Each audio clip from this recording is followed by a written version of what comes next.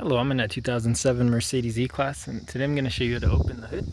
So from the driver's side here, we'll go down and you'll look for this red lever by where your left ankle would be, and you pull. This is your hood release. There should be a little tension. If not, just double check. There's like a cable here. Make sure this is all connected with a little bit of tension. But now that we've got that released, now we go open it.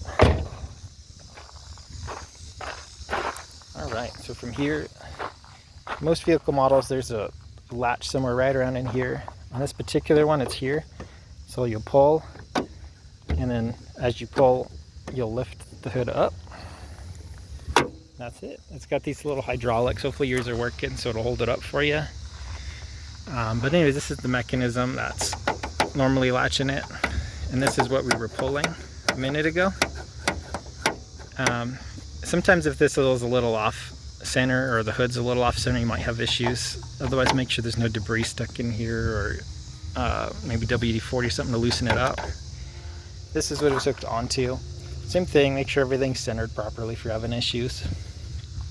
But that's it. I hope this was helpful, and hope you have a wonderful day.